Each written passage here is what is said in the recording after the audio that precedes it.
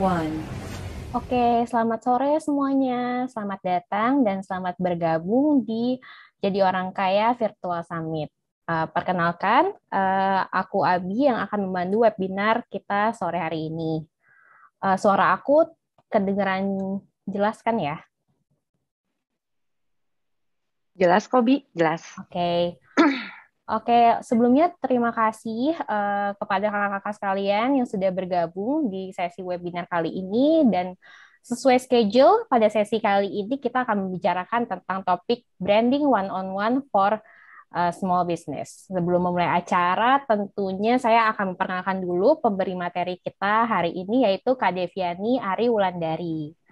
Kak Devi ini adalah Senior Creative Marketing Manager di Kaya.id dan beliau memiliki pengalaman lebih dari 8 tahun di bidang public relation, branding, dan marketing. Sebelum memulai sesi pemaparan materi, perlu saya ingatkan juga untuk kakak-kakak sekalian bahwa sesi kelas ini akan berlangsung selama 45 menit dan sisanya 15 menit kita akan lakukan sesi tanya jawab. Nah, kepada teman-teman yang hadir sore hari ini, boleh sambil menyimak materinya, nanti bisa sambil melayangkan pertanyaan di sesi di kolom Q&A yang ada di bawah, di bagian bawah bagian Zoom kalian. Itu ada bagian Q&A, bisa memberikan pertanyaan di situ. Nanti kita akan bahas satu persatu di sesi Q&A di akhir sesi. Begitu.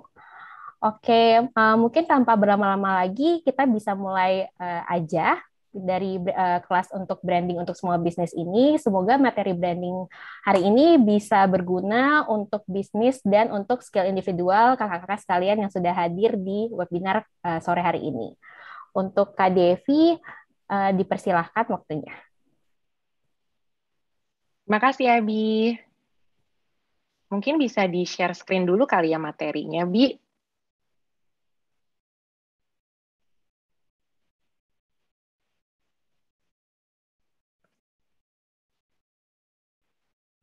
Iya, udah kelihatan ya semuanya ya di layar materinya. Oke, jadi halo kakak-kakak sekalian, selamat datang di sesi pertama Jadi Orang Kaya Summit Virtual Summit sore ini. Terima kasih buat kalian semua yang udah join pada sesi yang pertama nih. Nah, pastinya ada dari kalian yang saat ini tuh udah tahu branding itu seperti apa buat usaha kalian. Atau mungkinnya ada dari kalian yang masih juga bertanya-tanya, branding itu apa sih? Kenapa sih branding itu penting untuk usaha kita? Nah, for the next 1 hour, mari kita berdiskusi bersama untuk tahu lebih lanjut branding itu apa dan mengapa branding itu penting untuk usaha UMKM KKK di sini. Next, Bi. So, the big questions nih of the day. Sebenarnya apa sih itu branding? Mengapa branding itu penting sih untuk bisnis saya kali ini? Dan memang saya harus melakukan branding ya untuk usaha saya sukses. Next, Bi. Sebuah brand itu bisa dibilang seperti identitas seseorang ya, kakak-kakak. Jadi pastinya untuk brand seorang Devi misalnya atau brand seorang Abby pasti dibutuhkan konsistensi dari diri kita masing-masing. Dengan cara misalnya pembawaan diri kita, dengan cara bagaimana orang di luar sana membicarakan soal diri kita masing-masing, apalagi dari orang terdekat dan orangnya juga baru ketemu, dan bagaimana untuk cara kita bernetworking di luar sana supaya orang-orang di luar sana tahu tentang identitas seorang Desi dan juga seorang Abby. Nah, hal ini pun juga sama nih dengan usaha kakak-kakak di sini. Branding is all about bagaimana cara consumer itu berpikir tentang brand kita, bagaimana cara mereka merasakan brand kita pada saat mendengar nih nama brand kita. Nah, pastinya branding itu tidak bisa dibentuk secara overnight atau secara sekejap. Pastinya butuh proses yang dilakukan untuk supaya branding kita tuh ada di luar sana. Nah, banyak sekali nih kakak-kakak elemen yang harus dipikirkan untuk membuat suatu branding. Nah, misalnya aja yang paling simple itu adalah logo. Nah, logo yang dipilih itu juga harus simple dan semenarik mungkin sampai consumer kita ingat sebenarnya logo ini untuk brand apa sih gitu. Pastinya setiap konsumer yang misalnya jalan-jalan ke mall atau mereka ngelihat di e-commerce ataupun mereka lagi macet-macetan tuh di jalan ngelihat billboard terus ngeliat logonya pasti kakak-kakak di sini pingin langsung dong kayak gue tahu nih logo siapa, ini pasti buat logo cemilan kesukaan gue, ini kan logo makanan kesukaan gue. Pastinya itu impian semua pemilik UMKM di sini, di mana kepingin logo-logonya itu bisa dikenal lebih banyak orang. Nah, selain logo, pastinya tuh juga kakak-kakak di sini harus memikirkan font, harus memikirkan warna, harus memikirkan packaging. Itu juga merupakan elemen penting dari suatu branding.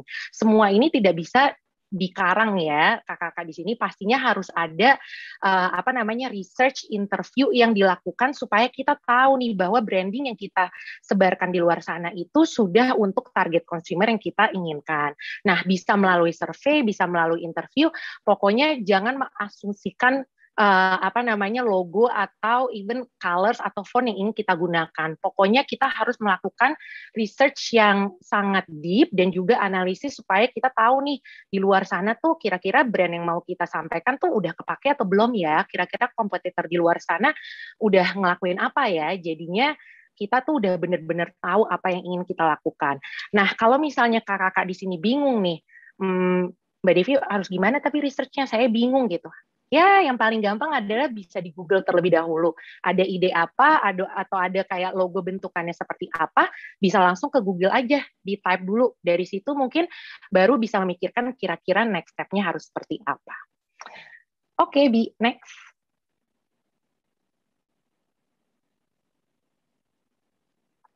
Nah, kalian pasti sudah banyak tahu soal kalimat yang bilang itu kalau tak kenal maka tak sayang, ya kan? Nah, ini juga harus diimplementasikan ke UMKM kakak-kakak di sini. Karena itu branding itu sangat penting untuk membuat consumer tuh jatuh cinta, apalagi kayak sayang banget sama brandnya kakak-kakak di sini. Nah, kalau kakak-kakak ngelihat misalnya logo-logo yang di sini, pasti udah tahu dong logo McD itu yang seperti huruf M yellow begini, lalu Nike dengan check mark-nya, dan pastinya kalau ngelihat banyak laptop silver atau teknologi yang warnanya putih, itu udah pasti orang-orang pada mengenal itu Apple. Dan juga kalau misalnya ngelihat soda warna hitam, pasti udah mengenal itu pasti Coca-Cola. Nah, dari logo-logo ini pun kakak-kakak di sini pasti tahu dong bahwa logo-logo ini merupakan top of mind dari para consumer untuk memikirkan kalau mereka mau fast food, mereka mau beli sepatu olahraga misalnya, mau beli elektronik atau mau beli atau meminum soda, itu pasti akan ke brand-brand ini. Nah, saya jamin juga kalau misalnya kakak keluar melakukan kegiatan sehari-hari, pasti kurang lebih ada kali ya 10 kali ngelihat brand-brand ini di luar sana. Jadi memang mereka sudah menjadi top of mind consumer kita saat ini. Nah, dengan adanya visibility, pastinya orang nanti itu makin percaya dong dengan brand-brandnya kakak-kakak gitu. Karena mereka udah sering lihat, mereka udah juga denger reviewnya, mereka juga udah ngeliat orang-orang lain di luar sana pakai. Nah, dari situ pastinya mereka akan memikirkan untuk membeli atau menggunakan brand dari kakak-kakak ini. Nah, nantinya pastinya the more consumer akan menggunakan brand kakak-kakak, pastinya nanti konsumernya akan balik terus nih pakai produknya, mereka akan jadi loyal. Dan pastinya mereka akan membicarakan produk tersebut ke teman-teman dekatnya. Misalnya kayak, kemarin tuh gue lagi ngidam sambel tuh, ada sambel teri, terus gue cobain aja nih waktu gue beli di e-commerce, kayaknya enak banget. Lu kan juga pecinta sambel, pasti kayaknya lu suka juga deh gitu. Jadinya pasti bakal akan ada terus rekomendasi dari customer-customer ini ke orang lain. Dan secara tidak langsung sebenarnya loyal customer ini yang melakukan branding untuk brand kakak-kakak di sini gitu. Nah, nantinya pastinya kalau misalnya semakin banyak orang merekomendasikan produk kalian, semakin banyak orang di luar sana untuk penasaran dan mau menggunakan produk dari brand kakak-kakak di sini. Cuman kebanyakan dari UMKM yang saya lihat juga banyak misalnya dari packaging saja masih harus dibenahi. Nah, misalnya aja nih, saya mau kasih contoh ya kakak-kakak di sini. Jadi ini saya pesen nih kue dari UMKM, salah satu UMKM favorit saya. Kalau misalnya kakak-kakak bisa lihat di sini, tuh packagingnya tuh cuman kayak toples plastik simple gini kan, nggak ada namanya, nggak ada WhatsApp-nya, nggak ada kayak social media handle-nya gitu. Nah, bayangkan kalau misalnya saya udah suka banget terus saya beli beberapa dan saya mau kasih hadiah ke teman-teman saya, pasti kan nanti teman saya juga yang suka pada bilang, Dev, gue mau dong beli di mana nih kuenya gitu. Nah, akan lebih baik jika packagingnya itu dikasih misalnya nomor WhatsApp-nya, nama tokonya, dan juga Instagram handle-nya supaya mereka bisa jadi browsing untuk kue-kue yang lain misalnya, seperti itu.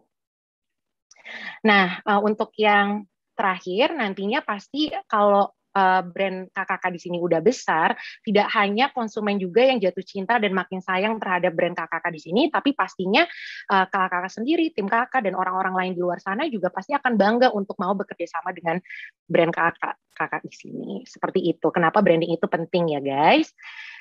Oke, Bi, next.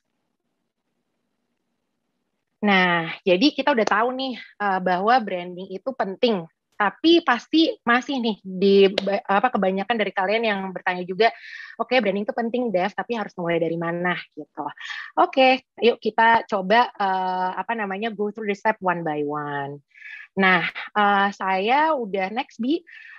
Saya udah memberikan summary di mana ada 7 langkah mudah nih untuk memulai branding kamu.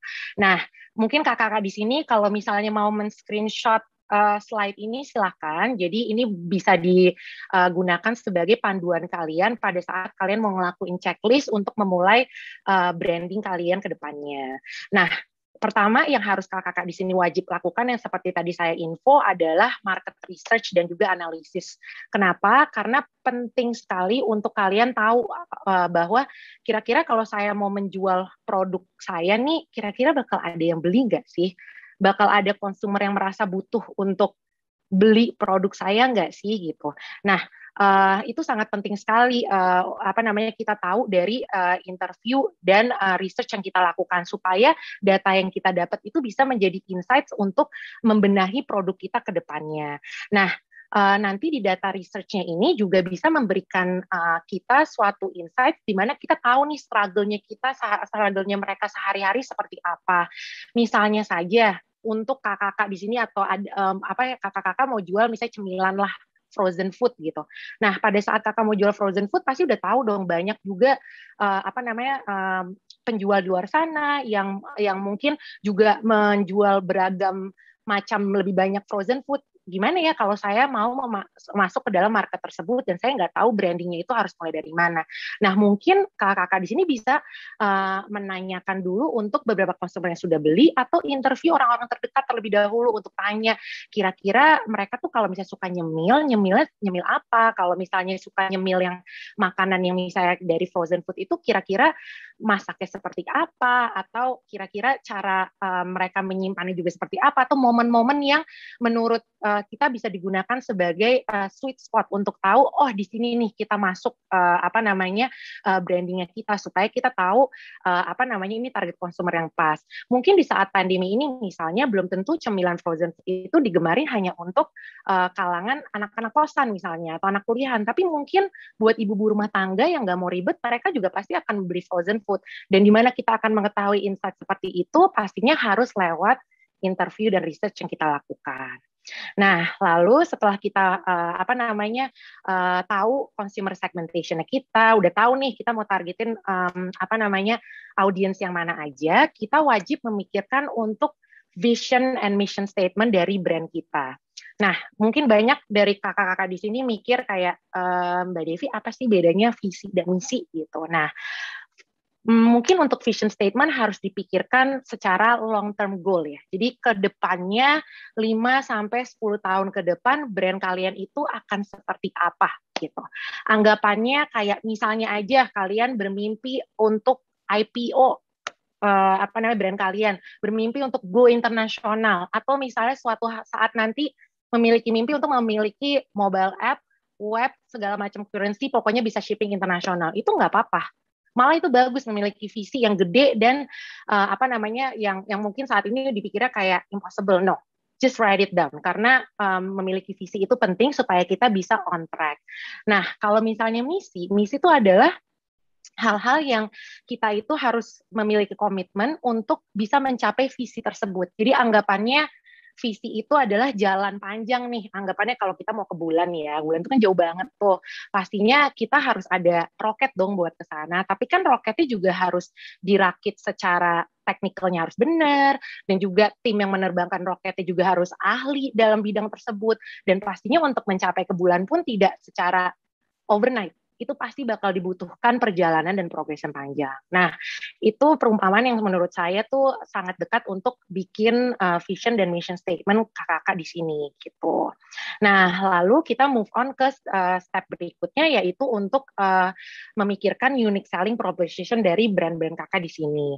Nah, unique selling proposition itu apa? Anggapannya bisa dibilang seperti value apa sih yang mau ditawarkan oleh brand kakak-kakak di sini. Value-nya itu harus unik, yang dimana bisa membuat consumer untuk tidak mau berpaling ke tempat lain. Jadi mereka akan memikirkan, oke, kalau saya mau cemilan frozen yang organik, yang dimana juga sekalian membantu para UMKM, saya akan ke brand ini deh gitu. Udah pasti udah tahu karena unique selling proposition-nya itu clear. Nah, lalu untuk yang berikutnya adalah brand personality. Nah, brand personality itu penting. Kenapa? Yang tadi saya bilang, brand itu seperti identitas seseorang.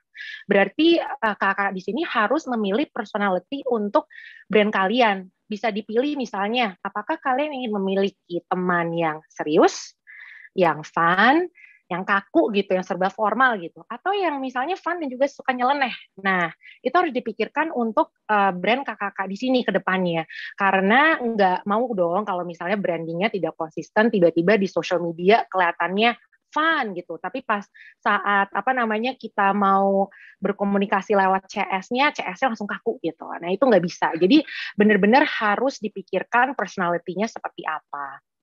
Lalu setelah nomor 1 sampai 4 itu dipikirkan, kita akan move on ke brand book nih. Nah, brand book itu apa? Brand book itu bisa dianggap sebagai buku panduan, yang pastinya nantinya buku panduan ini bisa digunakan untuk kakak berikan ke misalnya reseller atau partner event yang mau menggunakan atau repurpose logonya brandnya kakak atau fontnya atau warnanya. Jadi tidak akan melenceng dari branding brand kakak di sini. Nanti saya akan kasih tahu contohnya setelah ini ya. Nah, yang terakhir sebelum meluncurkan brandnya, penting untuk memikirkan strategi, 360 strategi. Kenapa? Pastinya kan kakak-kakak di sini nggak mau dong udah capek-capek mikirin visi misinya, udah juga tahu consumer segmentation-nya, udah bikin brand book-nya, packaging-nya cantik, tiba-tiba nggak ada strateginya, jadi nggak efisien untuk mencapai target consumer yang kita inginkan. Oke, so kita let's get into detail ya untuk yang step satu-satunya ini di slide berikutnya. Ayo, silakan Bi, next-nya. Nah, untuk yang step pertama yang market research and analysis. Untuk mengetahui consumer kita lebih lanjut, kakak-kakak di sini pokoknya wajib untuk kepoin konsumen kalian. Kalian tidak boleh sungkan untuk kepoin mereka. Mungkin yang kayak, aduh ini kayak terlalu get into their personal space gitu. Enggak, pokoknya kakak harus bisa PDKT-in mereka. Anggapannya kalau misalnya kakak naksir sama seseorang kan, ya kan?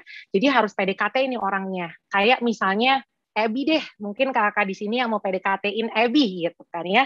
Nah, kalau misalnya mau PDKT-in Abby harus ngapain sih? Nah, pastinya kan harus tahu dong, Abby ini seorang apa gitu, siapa dia. Nah, Abby itu hobinya apa? Dia sukanya ngapain aja sehari-hari. Weekday sama weekend pasti beda itu kegiatannya. Dan Abby ini pasti juga dari bangun tidur sampai dia tidur lagi pasti kegiatannya beda nih. Terus apakah Abby aktif di social media, teman-temannya siapa, itu harus diimplementasikan yang sama ke UMKM kalian semua. Pokoknya kita itu harus kepo sampai kita benar-benar tahu sebenarnya consumer kita tuh seperti apa dan mereka itu sukanya apa.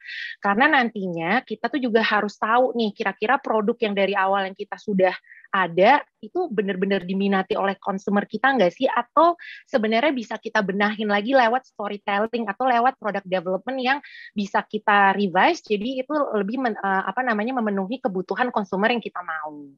Nah, untuk melakukan cara kepo ini ke target consumer kita, seperti yang tadi saya infokan sebelumnya, bisa dilakukan secara beda-beda sebenarnya. Bisa lewat survei, focus group, atau in-depth interview. Misalnya kita udah tahu nih dari massive survey atau focus group yang kita lakukan, kita udah ada ide kira-kira konsumer seperti apa, langsung aja ditanyain ke teman-teman kita untuk kayak misalnya buat mereka langsung dites gitu, kayak kira-kira bener nggak ya teman gue ada yang kayak begini, mungkin dia suka sama produk kita, seperti itu. Nah, pokoknya dari situ pun juga kita akhirnya tahu bener-bener dari apa namanya yang paling high level sampai yang misalnya micro level, micro momennya mereka. Lalu yang terakhir mungkin yang mau saya point out juga adalah kenapa penting banget untuk tahu consumer kita itu sebenarnya ngikutin siapa di social media, consumer kita ngelihat public figure-nya itu siapa. Nah, kenapa itu penting? Karena itu akan menyangkut ke influencer marketing strategi jika kakak-kakak di sini ingin melakukan atau mengengage influencer. Karena pasti kita nggak mau dong, kita udah bayar mahal influencernya, tiba-tiba nggak bakal ada tuh yang beli produknya kita. Kenapa? Karena memang kita targetnya influencernya salah. Karena belum tentu yang memfollow influencernya ini merupakan follower atau target audience yang kita mau untuk brand kita. Nah, setelah kita udah kepoin consumer kita, lalu kita bisa lanjut untuk kepoin kompetitor kita. Begitu. Oke, next Bi. Nah, dari research-nya mungkin kita bisa kasih sampel apa namanya consumer segmentation seperti ini ya kakak-kakak. Jadi bisa berdasarkan gaya hidup dan juga interest mereka. Misalnya aja orang yang suka sports, orang yang apa namanya yang aktif, yang suka misalnya hangout dengan teman-temannya, atau juga seorang family man, atau sebenarnya Gen Z yang seperti social butterfly gitu. Next, Bi. Nah, ini consumer segmentation sampel yang lebih detail ya, kakak-kakak. Jadi misalnya consumer segmentation tadi yang orang-orang dikelompokkan berdasarkan interest, mungkin bisa kita kelompokkan lagi seperti orang-orang yang suka makan, nyemil, seperti foodies gitu. Atau juga seperti apa namanya ibu-ibu yang suka memasak di rumah, ataupun apa namanya perempuan yang misalnya mereka itu suka memperhatikan penampilan mereka. Nah, nantinya dari interview kakak-kakak ini pastinya akan udah tahu nih mereka umurnya berapa, mereka interestnya kegiatannya seperti apa sehari-hari, dan kira-kira mereka itu aktif di sosial media atau mereka tuh suka hangout sama temennya, atau mereka tuh suka kayak lagi ngikutin tren apa sih itu. Nah, itu semuanya bisa dilihat dari interview yang dilakukan oleh kakak-kakak. Nah, setelah mengetahui consumer segmentation-nya, kita harus tetap dig deeper nih, tetap untuk tahu lebih dalam lagi kira-kira consumer kita itu ngapain aja sih dari bangun tidur sampai dia tidur lagi. Apakah ada insight-insight lebih, misalnya kayak foodies sama ibu-ibu yang suka masak, pastinya dari cara mereka bangun tidur sama mempersiapkan makanan saja sudah beda ya, karena kan satunya mungkin untuk mereka apa namanya ke kantor, mereka nggak suka apa namanya bikin masakan dulu di rumah, jadi mereka langsung aja ke kantor. Sedangkan yang ibu-ibu mungkin yang housewife, mereka suka bangun lebih pagi untuk mempersiapkan makanan buat keluarganya. Nah, begitu juga dari apa namanya untuk yang self care enthusiast itu pasti udah bakal beda banget dengan consumer segmentation yang lainnya. Nah, setelah consumer segmentation dan micro momentnya ini kita ketahui, kita akan move on ke persona. Nah, mungkin kakak-kakak di sini juga bingung, apa sih bedanya Mbak Devi consumer segmentation dengan persona gitu. Nah, apakah satu consumer segmentation itu bisa memiliki personality yang lebih dari satu? Yes, mereka bisa memiliki lebih dari satu. Jadi anggapannya saya dan Abby lagi, sorry ya Bi, gue pakainya contoh lu banyak nih. Jadi misalnya Abby sama saya sendiri tuh foodies, kita suka banget makan. Tapi saya itu sebenarnya seorang foodie yang memilih untuk kepraktisan. Pokoknya setiap saya belanja, saya udah tahu apa yang saya mau beli, saya udah tahu harus belinya di mana, dan saya nggak mau ribet. Jadi apapun yang saya lihat harus yang udah kayak, oke, harga sesuai, gambar sesuai, stoknya ada, beli gitu. Kalau misalnya Abby, mungkin dia seorang foodies yang frugal spender, atau dengan kata lain, frugal itu adalah orang-orang yang suka promo. Jadinya pastinya dia tuh kalau ngelihat kayak misalnya cemilan atau barang gitu ya, misalnya aja di e-commerce, pasti dia akan pantengin tuh apa namanya beda-beda seller untuk tahu kayak kira-kira kalau gue mau beli hari ini tempe terus ada sambal juga tapi sambal besok promo, gue belinya nunggu besok aja deh karena yang hari ini promo tempenya masih berlangsung sampai besok gitu. Pasti personanya Abby itu akan beda dengan personanya saya sendiri. Maka dari itu struggle-nya masing-masing dari consumer ini penting untuk kakak-kakak di sini ketahui seperti pain point yang di bawah ini. Pastinya orang-orang yang memilih untuk convenience seeker pastinya mereka tidak mau ribet. Dan orang-orang yang yang mau promo pasti mereka tidak mau nih merasa dirugikan kalau misalnya mereka tidak bisa mendapatkan promo yang gede atau promo yang terbaik untuk shopping experience-nya mereka. Seperti itu. Next, Bi. Nah, untuk selanjutnya, step-step selanjutnya seperti visi, misi, dan juga value proposition, kakak di sini saya udah siapin nih template-nya, brand identity canvas. Silahkan kalau misalnya kakak di sini juga mau screenshot, karena menurut saya ini penting sekali untuk kakak dan tim lakukannya untuk usaha kalian, supaya kalian bisa brainstorm bareng, bisa juga halu-haluan bareng tentang ide-ide usaha kalian gitu. Jadi mohon di screenshot untuk menjadi panduan kakak ke depannya. Nah, seperti yang saya infokan tadi, visi misi itu apa, dan juga jika kalian ingin memiliki tagline untuk usaha kalian, silakan masukkan di sini. Dan untuk value proposition sendiri, pastinya harus ada alasan kenapa consumer itu patut untuk mempercayai value proposition kalian gitu. Nantinya kalau misalnya nggak mungkin dong ya kalau tiba-tiba kalian udah percaya nih value proposition seperti ini, tetapi alasannya tuh agak kurang masuk akal gitu. Jadi misalnya aja balik lagi kalau misalnya kita menjual cemilan yang 100% organik. Kenapa 100% organik? Apakah dari cara pembuatan ingredients-nya atau misalnya dari cara pengembangan ingredients-nya dengan farmers-nya atau seperti itu harus dimasukkan ke dalam alasan reason to believe tersebut. Nah, setelah kakak-kakak di sini udah tahu visi, misi, tagline, value proposition and all that, baru nih untuk mikirin kira-kira kita mau menyampaikan message-nya seperti apa nih untuk consumer kita supaya bisa mensummary-in semuanya yang kita pikirkan untuk brand kita. Nah, untuk key message-nya sendiri sebenarnya itu adalah proof point untuk umbrella message-nya. Nanti saya kasih example-nya setelah ini ya kakak-kakak. Nah, untuk channel juga, ini juga patut untuk dipikirkan. Jadi misalnya untuk saat ini, pada saat kakak mau launch brand-nya kakak-kakak di sini, apakah kakak-kakak mau go to offline channels, social media, website, public relations, e-commerce, KOL, digital ads, atau community. Mungkin kakak di sini bisa aja langsung, oke, saya mau pakai marketing channel semuanya, silahkan. Atau menurut kakak cuma mau online dulu, oke, kita fokusnya online dulu. Tapi wajib untuk selalu dipikirkan kira-kira channelnya mau mulai di mana dulu, karena itu akan menyentuh ke marketing strategi yang nanti kakak-kakak akan buat. Seperti itu. Next, Bi. Nah, untuk brand identity canvas example-nya, saya akan pakai kaya.id ya. Jadi untuk kaya.id sebenarnya visi kita adalah by 2045 kita itu kepingin ngelit ada 100 UMKM IPO dan kita bisa men-touch jutaan UMKM untuk encourage to encourage consumer Indonesia untuk menggunakan 80% dari local product. Yang seperti tadi saya bilang, kalian harus percaya untuk memiliki mimpi yang besar ya, seperti kaya.id juga. Nah, misinya apa? Kita pun membina entrepreneur di Indonesia dan mengembangkan hidden UMKM gems. Kita juga mengembangkan UMKM untuk menjadi merek besar, go public, dan bisa go internasional. Nah, ini misinya juga connect nih ke visi yang tadi. Dan partner kami pun juga kita inginkan untuk masuk ke e-commerce tahun pertama untuk menjadi official store. Nah, tagline kaya.id apa? Creativity of the impossible. Berarti nothing is impossible for us nih. Pokoknya we are open to any kreativitas. Pokoknya yang penting UMKM yang kita bina harus kreatif.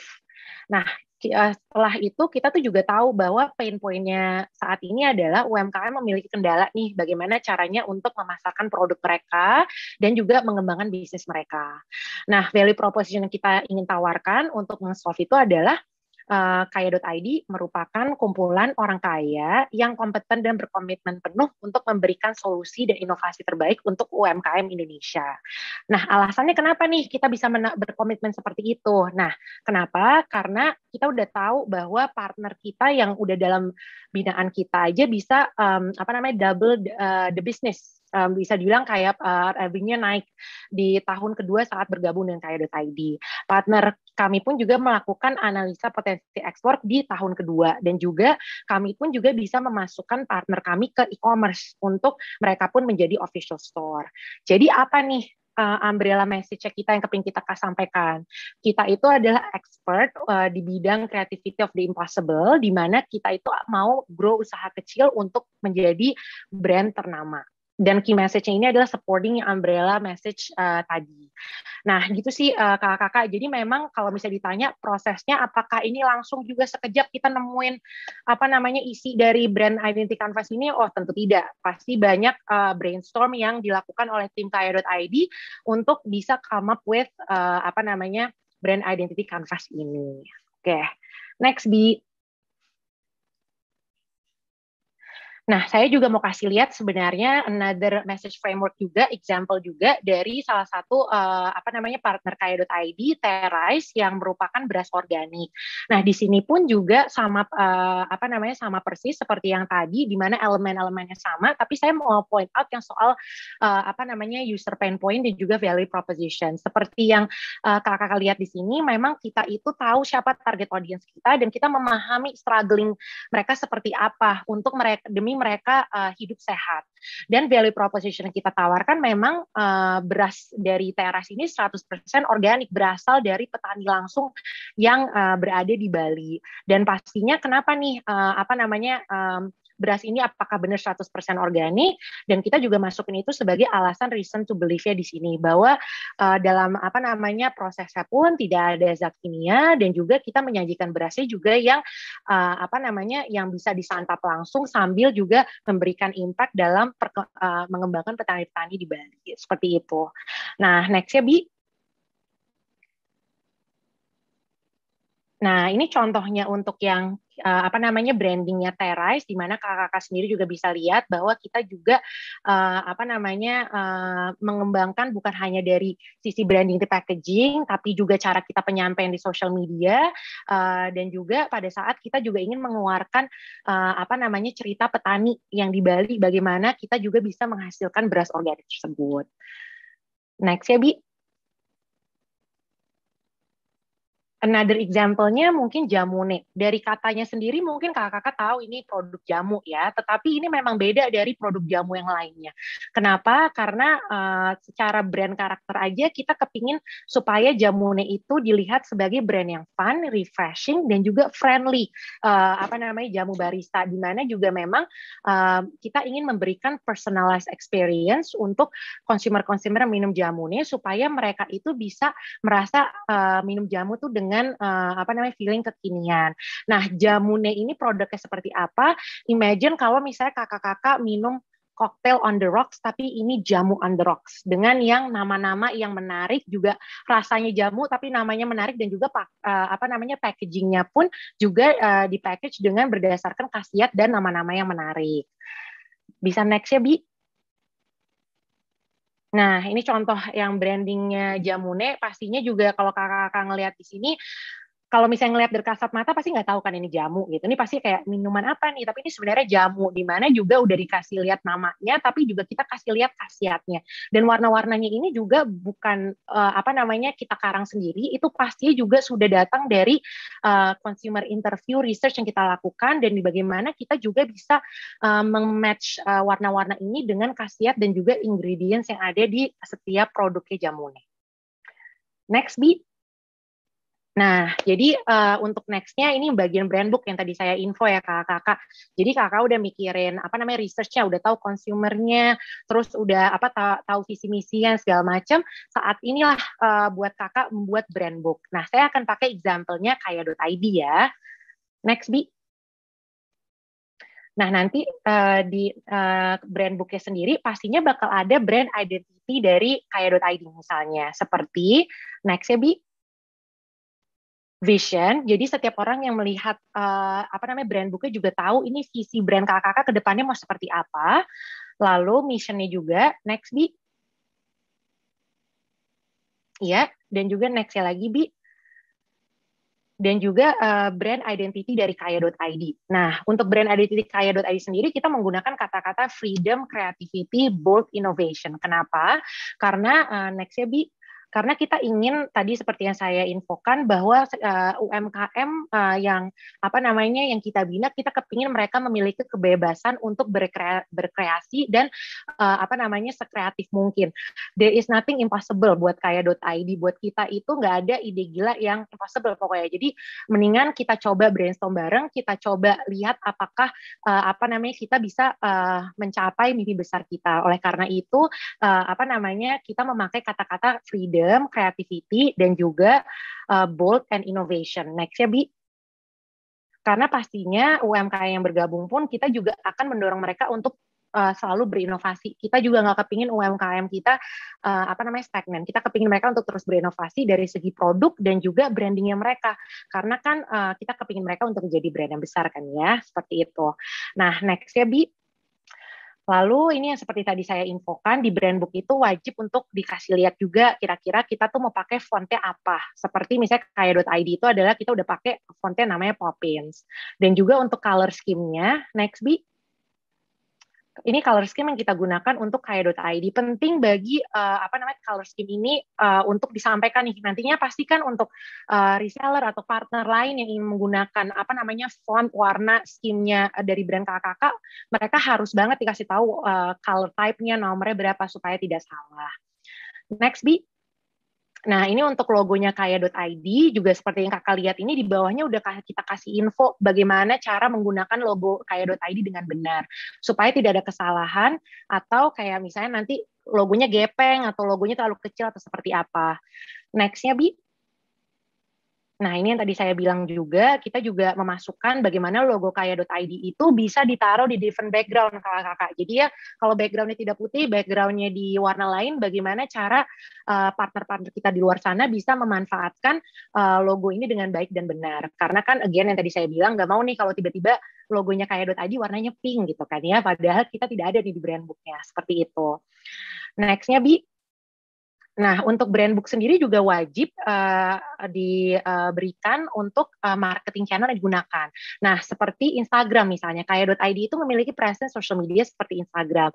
Nah, wajib untuk kita mengetahui kira-kira nih nanti gimana sih cara kita ngepost, gimana cara kita berkomunikasi dengan consumer kita. Nah, supaya kita juga on track untuk tahu sebenarnya brandingnya konsisten, ini wajib juga dimasukkan ke dalam brand book. Next, Bi. Lalu jika kakak-kakak misalnya juga mau bermain di poster atau di billboard, itu juga wajib dimasukkan ke dalam brand book. Kenapa? Karena nanti tiba-tiba ada event yang mau masukin logo kaya.id. Sebenarnya tagline-nya bisa masuk nih, bukan hanya logo. Dan itu wajib untuk diberitahukan kepada partner tersebut supaya mereka tahu kira-kira mau pakai logonya kaya yang mana, mau pakainya di mana di medium yang seperti apa. Seperti itu sih kakak-kakak. Nah, yang terakhir, next Bi. Yang terakhir mungkin ini juga berguna brand book-nya untuk keperluan eksternal. Jika kakak di sini mau bikin kartu nama, bikin kop surat gitu kan. Karena kan pastinya employee masing-masing dari usaha kakak di sini akan menjadi ambasador dari brand kakak. Dan pastinya harus membawa materi yang benar dong, dari kartu nama, misalnya dari kop surat, atau misalnya nanti ada notebook. Jadi itu juga harus dimasukkan ke dalam brand book usaha kakak-kakak di sini ya. Oke. Next, Bi. Nah, setelah brand book-nya udah cantik, setelah tadi juga consumer segmentation-nya sudah benar, visi misinya juga udah ada. Nah, sekarang nih kita harus memikirkan marketing 360 marketing strateginya. Kenapa 360 marketing strategi itu penting? Pokoknya anggapannya kayak kakak-kakak di sini mau kenalan deh dengan teman baru. Pastinya setiap perkenalan itu ada tahapannya dong. Nggak mungkin dong langsung kenal berarti langsung suka, langsung percaya, langsung sayang gitu. Itu nggak mungkin banget. Nah, itu sama dengan cara kita juga ingin mengenal lebih baik consumer kita, dan bagaimana consumer kita ingin mengenal lebih baik brand kita. Pastinya kalau misalnya consumer kepingin tahu lebih banyak tentang brand kakak-kakak ini, visibility-nya harus jelas dong. Maka itu kita pokoknya harus ada di setiap tahap di mana konsumen ingin memberikan keputusan mereka untuk purchase gitu. Nah, ini pun setiap fase-fasenya harus dipikirkan matang-matang ya kakak-kakak. Misalnya mau pakai channel apa, Instagram kah, e-commerce kah, website, WhatsApp atau apa. Semuanya itu harus dipikirin. Packaging juga harus dipikirin. Tampilan website juga harus dipikirin. Nah, nantinya pada saat consumer mau kepoin kita, jadi mereka tahu nih, oke, gue bisa ke website-nya deh, gue bisa ke Instagram-nya, atau so on. Jadi first impression itu penting. Nah, misalnya lagi nih, aku pakai perumpamaannya Ebi lagi ya, sorry ya Bi. Jadi misalnya aja Ebi mau beli sambal atau keripik tempe nih misalnya ya, pasti dia browsing dong. Apalagi kalau Ebi itu adalah seorang yang suka beli di e-commerce deh, pasti dia akan langsung nih ke aplikasi e-commerce favorit dia langsung nyari, misalnya sambal pecah, is tempe, kok nggak ada di sini ya yang sambel, atau mungkin ada nih yang tempe, jadi pasti dia akan langsung ke ngeliat ke profilnya. Lalu dari situ pasti Ebi akan melihat udah ada orang yang beli nggak ya, ratingnya gimana ya, reviewnya gimana ya, legit nggak sih nih si tempe, enak nggak sih kalau misalnya gue beli sekarang rasanya gitu. Nah misalnya tempenya pun juga memiliki ratingnya 5 star gitu, jadi udah nggak bakal diraguin lagi. Nah dari situ pasti Ebi akan nanya nih ke teman-temannya yang suka nyemil juga, dia pasti akan nanya, Shirley, lu kan suka ngemil ya, lu pernah denger apa namanya kis tempe nggak sih? Kemarin gue tuh mau beli gara-gara gue ngidam tempe gitu. Nah kalau misalnya si Shirley bilang, gue pernah denger nih dan kebetulan kemarin gue juga sempat beli nih di e-commerce, mendingan beli deh mumpung lagi ada promo misalnya seperti itu. Pastinya akan lebih membuat Abby untuk percaya untuk beli si kis tempe ini karena dia pasti akan berpikir udah ratingnya oke, terus abis itu udah orang-orang di sekitarnya juga banyak yang bilang katanya udah pernah mencoba, jadi pasti Abby juga akan mau untuk beli gitu. Nah, setelah Abby berpikir untuk ya udah deh, gue beli sekarang gitu, pastinya nanti Abby akan langsung purchase. Tapi mungkin kakak-kakak di sini akan berpikir, oh ya udah convert ke sales nih, nggak usah lagi ngelakuin brandingnya deh gitu. Oh jangan salah kakak-kakak, karena CS-nya pun harus juga terlatih untuk melakukan komunikasi yang sama gitu. Seperti itu ya kakak-kakak, karena pastinya branding itu harus konsisten sampai ke CS-nya pun. Karena nanti kalau misalnya Abby juga kontak ke CS-nya nggak mau dong kalau misalnya tiba-tiba CS-nya kaku, tapi ternyata selama ini Abby berpikir bahwa tempe itu friendly. Seperti itu. Nah, yang terakhir adalah hal-hal yang perlu diingat nih pada saat kakak-kakak udah tahu untuk meluncurkan brand kakak-kakak nih nantinya. Pokoknya tetap harus diingat bahwa branding itu harus konsisten, kakak-kakak juga harus tetap otentik dalam menyampaikan storytellingnya, tidak boleh dibuat-buat atau secara asumsi, tidak boleh meniru-niru apa yang di luar sana, pokoknya harus sesuai dengan data yang kakak-kakak dapatkan. Dan harus diingat bahwa branding itu takes time, tidak ada yang instan ya kakak-kakak, seperti itu. Nah, sebelum kita mengakhiri diskusi saat ini, mungkin saya mau kasih lihat beberapa slide terakhir sih sebagai contoh aja ya. Nah, next Bi. Nah, ini contohnya adalah Kaya Halal Market, salah satu inisiasi Kaya.id juga, online marketplace di Tokopedia, di mana kita menjual produk halal, fokusnya memang di F&B saat ini. Nah, di mana kalau kakak-kakak lihat sendiri di sini, dari segi logo, dari segi warna, dari segi penyampaian kata-katanya untuk di Instagram, dan juga CS-nya pun tuh sama, di mana kita memang kepingin bikin conversation. Nah, kalau misalnya bisa dilihat sebelah kanan pun pada saat Ali dan Ratu-Ratu Queens keluar, mungkin kakak di sini juga tahu tuh filmnya oke banget kan ya, film yang soal New York gitu. Nah, kita tuh di KHM sebenarnya menjual rendang dan saat itu kita juga kepingin ngambil momentumnya gimana cara create conversation. Nah, kita akhirnya bikin suatu konten di mana nggak perlu deh jauh-jauh ke New York, kalian juga bisa loh menikmati rendang yang enak di Jakarta misalnya dengan cara beli di Kaya Halal Market. Seperti itu. Next-nya Bi, yang terakhir, mungkin untuk yang kis tempe juga seperti yang kakak lihat, secara branding dan packaging itu konsisten, di mana warna palette yang kita pilih aja juga berdasarkan varian yang kita tawarkan.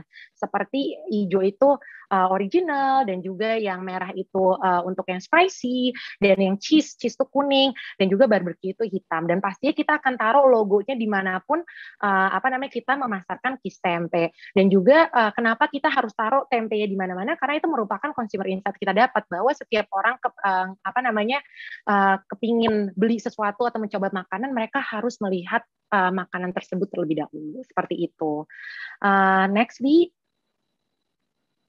Ya, dan ini yang contoh Instagramnya untuk Istempe. Next-nya, yap, that's it kakak-kakak. Jadi itu aja sih untuk yang apa namanya branding 101 newbies guide kali ini. Mungkin saya juga ingin men-challenge kakak-kakak di sini untuk cobain tadi yang brand identity canvas-nya over the weekend. Coba halu-haluin bareng sendiri atau bersama tim kalian untuk ngisi bareng karena memang awal-awalnya pasti sangat challenging untuk mengisi canvas tersebut, tetapi down the road nantinya pasti akan sangat berguna untuk panduan branding kakak ke depannya. Terima kasih kakak-kakak sekalian. Oke, thank you Kak Devi atas pemaparannya dan challenge-nya. Semoga partisipan sesi kali ini up for the challenge ya. Dan bisa juga share ke kita nanti kalau misalnya kalian bikin, terus misalnya kalian juga ada pertanyaan, feel free juga bisa DM kita nih untuk nanya. Kayak Kak, gimana sih ini brandingnya bener apa enggak? Kayak gitu-gitu kita open banget untuk discussion. Oke, untuk mempersingkat waktu, mungkin kita bisa langsung ke sesi tanya jawab ya. Di sini udah ada beberapa questions yang masuk ke kita dari Devi, dari Kak Devi mungkin mau langsung jawab. Ya, boleh. Mungkin saya coba jawab yang pertama dulu ya dari Kak Fredrik Tansil. Hai Kak, apakah ada tipsnya dalam melakukan market research yang tepat sasaran? Nah, untuk market research sendiri sebenarnya yang tadi saya sampaikan itu beragam ya Kak Fredrik. Jadi misalnya bisa aja Kak Fredrik melakukan fokus grup dari teman-teman terdekat Kak Fredrik dulu nih. Sebenarnya Kak Fredrik udah tahu apa produknya yang ingin dijual ya. Anggapannya misalnya sambal, saya pakai example sambal aja ya. Nah, sambelnya ini di pikirannya Kak Fredrik tuh udah kira-kira mau tahu, udah tahu nih mau jual yang variannya ada dua, misalnya cumi dan juga sambal matah gitu. Tapi Kak Fredrik bingung nih gimana nih caranya ya supaya rasanya apakah perlu pedes banget atau saya harus bikin variannya yang apa namanya yang mild juga atau yang sedang atau gimana nih. Nah, mungkin Kak Fredrik bisa nanya dulu nih ke teman-teman dekat yang suka makan sambal atau suka nyemil dengan sambal. Kira-kira kalau misalnya mereka mau pakai sambal, apa sih yang dilihat oleh mereka? Apakah mereka langsung ngelihat kayak misalnya, aduh packagingnya harus kelihatan biji-biji cabenya nih buat gue mau apa namanya makan sambal. Atau misalnya mereka lebih yang kayak saya kepingin makan sambalnya itu yang fresh, yang misalnya benar-benar apa namanya dari segi longevity-nya nggak lama-lama gitu. Dan mungkin ada juga dari mereka yang kayak buat saya sih sambal tuh nggak penting ya, yang penting pokoknya pedes. Nah, hal-hal seperti itu harus coba dirundingkan dengan orang-orang terdekatnya Kak Fredrik dulu dari situ.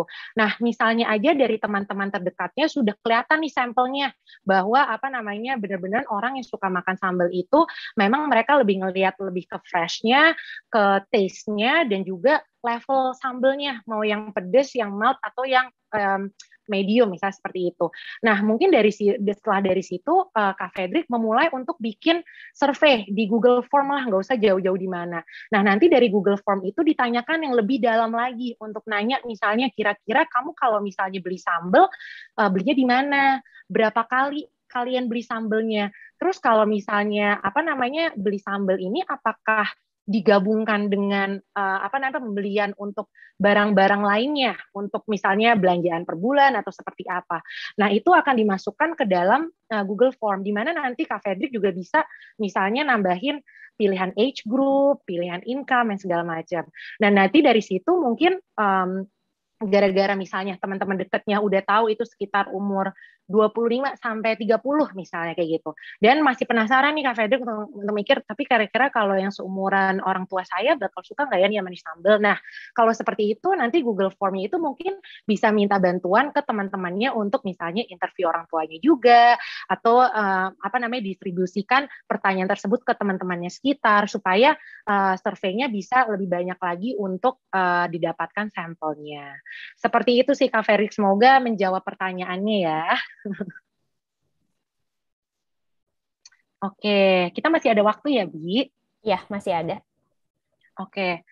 Uh, Pertanyaan kedua dari Fitri Afifa. Hai Kak, mau tanya bagaimana cara tetap konsisten untuk mengikuti brand guideline dan vision yang sudah ditentukan oleh suatu brand, terutama di tengah perubahan tren yang ada, dan apakah ada metode ukur untuk mengetahui apakah branding kita sudah efektif dan sesuai dengan customer need, dan bagaimana cara membentuk branding yang original dan unik dibandingkan kompetitor. Thanks Kak. Oke, Fitri aku coba jawabnya satu-satu ya. Sebenarnya pertama-tama pada saat kamu membuat visi dan misi pastinya akan bisa berubah karena setelah perubahan zaman dan juga 1 tahun 2 tahun ke depannya itu pasti bisa berubah. Tetapi penting untuk kita selalu memikirkan sebenarnya dalam 10 tahun brand kita itu mau ngapain.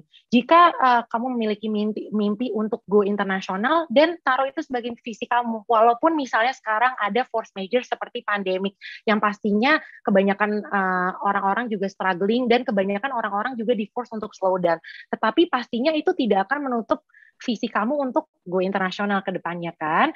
Nah, lalu untuk yang masalah metode ukurnya misalnya, untuk yang branding kita efektif atau tidak. Nah, itu balik lagi ke objektifnya. Balik lagi ke tadi yang bagian tahap perkenalan kalian ke consumer. Pastinya tidak bisa tuh untuk langsung berpikir bahwa branding kita lakuin sekarang, besokannya bakal ada consumer yang beli, langsung convert ke sale. Itu pasti akan agak sulit kalau pola pikirnya seperti itu. Karena kita harus benar-benar mengerti consumer kita terlebih dahulu. Jadi kita harus tahu nih, harus build visibility-nya. Pastinya kalau kita tahu target consumer, misalnya target consumernya kita itu adalah seorang yang main di social media, seorang yang suka shopping di e-commerce, pastinya kita akan memprioritaskan untuk bikin visibility kita di social media dan di e-commerce terlebih dahulu. Jangan memikirkan untuk pasang di billboard, jangan memikirkan untuk misalnya main di offline channel, karena semua consumer kita akan lebih melihat ke online dan social media seperti itu. Dan pastinya nanti bagaimana tahu branding kita efektif adalah pada saat orang-orang di luar sana menggunakan produknya dan memberikan buzz atau conversation tentang brand kalian, atau mungkin pada saat misalnya contohnya seperti ini. Misalnya kemarin buat kakak-kakak di sini yang udah pernah nonton videonya Endgame-nya Kanita Kartikasari ya kemarin sama Pak Gita. Itu pun di sana kita juga memberikan promo spesial nih untuk kayak halal market. Nah, di sana bagaimana kita tahu sukses atau tidak pastinya dengan tolak ukur dari berapa orang yang ngeklik linknya, berapa orang yang pakai promonya. Dari situ pasti kita tahu dari awareness-nya videonya Kanita itu bisa membawa brand dan produk KHM itu seperti apa dan kemana, seperti itu. Nah, untuk yang terakhir, cara membentuk branding original dan unik dibandingkan kompetitor. Dan ini balik lagi sih Fit ke dalam consumer insight-nya kamu. Selama pengalaman saya sih, semua keunikan dari campaign-campaign branding yang dilakukan itu hasilnya melalui micro moment yang didapati pada saat interview. Misalnya aja, kalian mau bikin suatu promo gitu, promo 17 Agustus misalnya. Mungkin kalau misalnya kalian tidak melakukan research, kalian pasti akan ngepost nih kayak, oke deh gue ngepostnya 3 hari sebelumnya deh, untuk promo 17 Agustusan ini gitu. Tapi dengan dari consumer insight-nya pasti kalian tahu kapan harus ngepostnya, bentukannya tampilannya harus seperti apa, kira-kira mereka ini yang mantengin promo bakal mantenginnya sehari sebelumnya, 2 hari sebelumnya itu seperti apa. Itu akan terjadi pada saat interview kalian. Makanya dari situ lebih baik fokus di research terlebih dahulu sebelum kalian memulai trial dan error untuk branding ke depannya. Seperti itu. Semoga dijawab ya, Kak Fitri Afifah. Oke. Menurut Kaya.id, brand apa yang paling keren dalam melakukan branding dan kenapa? Mungkin kalau dari saya sendiri ya, kalau dari Kaya.id sebenarnya kita bangga sih ke semua brand partner UMKM kita yang udah melakukan brandingnya. Aku nggak bakal namain siapa di luar sana, tapi we are very proud to every single brand yang udah kita grow. Dari misalnya kayak Halal Market, Kis Tempe, Sambal Pecah, itu sebenarnya semuanya kita mulai dari nol. Di mana kita melakukan consumer research terlebih dahulu, kita interview satu-satu untuk consumer, kita juga duduk bareng dengan partner kita untuk tahu sebenarnya product development ke depannya seperti apa nih sehingga consumer kita mau kita. Seperti itu sih. Nah, lalu pertanyaan berikutnya, oke, sebentar. Masih ada waktu ya, Bi, kita? Masih ada, mungkin kita maksimal sampai 5.40, 5.45 ya kakak-kakak, supaya kita nggak kena maghrib. Oke. Kita masih bisa jawab beberapa pertanyaan. Oke, kalau gitu kakak-kakak saya coba jawab yang panjang-panjang dulu ya, bisa saya balik yang ke pendek-pendek misalnya. Nah, ini misalnya dari Gria, warna menjadi salah satu elemen penting untuk pembuatan brand. Apa hal yang harus menjadi pertimbangan saat pemilihan atau penentuan warna agar kita tidak diasosiasikan dengan brand lain? Atau justru lebih aim memilih warna yang sudah banyak dipakai? Sebagai contoh saat melihat pasaran, warna untuk produk makanan identik dengan warna merah atau kuning. Terima kasih. Nah, untuk makanan sendiri sebenarnya itu berkaitan dengan mood dan varian yang digunakan ya, ingredients ya. Seperti kalau misalnya kakak-kakak ngelihat tadi kis tempe atau jamune, itu kan pastinya juga terkait dengan varian ingredients yang digunakan. Seperti kayak misalnya cheese itu kuning ya kan, hot itu kan red makanya pakai warna merah, atau yang jamune dari ingredients yang misalnya kunyit dan juga jahe tapi di mix juga dengan mood persona produknya, itu juga bisa menciptakan suatu color yang pastinya nanti kita pilih.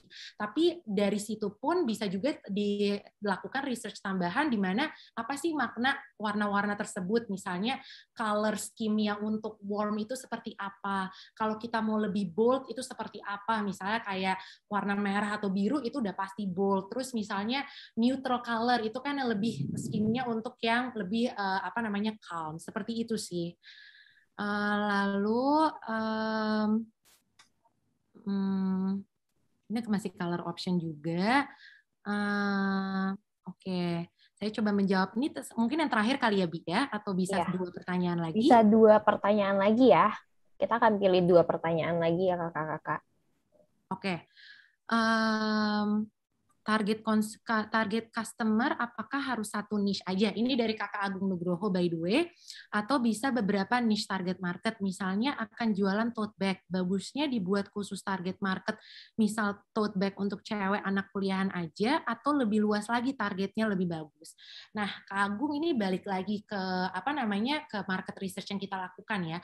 Misalnya aja Kak Agung ini dilihat sekitarannya, misalnya kakaknya, adiknya, mamanya, atau teman-teman kuliahan atau teman kerja itu udah memulai pakai jenis tas yang tote bag, atau misalnya dari mereka itu nggak semuanya pakai. Nah, mungkin bisa ditanyakan juga ke mereka, lu tuh pakai sehari-hari pakai tote bag ke kantor, kenapa sih gitu? Tapi kan tote bag juga ada beragam size-nya ya, ada yang misalnya muat laptopnya, ada yang nggak muat laptopnya. Jadi kenapa suka banget sih pakai tote bag? Nah, dari situ tuh bisa kita kelompokkan sebenarnya purpose untuk tote bag ini dipakai di kalangan mana aja, terus mereka juga lifestyle-nya seperti apa, apakah mereka itu orang-orang yang misalnya suka penampilannya kelihatannya lebih trending gitu, jadi mereka juga males pakai backpack, jadi mereka suka pakai tote bag. Hal-hal seperti itu memang harus ditanyakan di bagian research-nya Kak Agung sih, sebelum kita berasumsi, karena sebagai marketer untuk melakukan branding, kalian tidak boleh berasumsi sama sekali.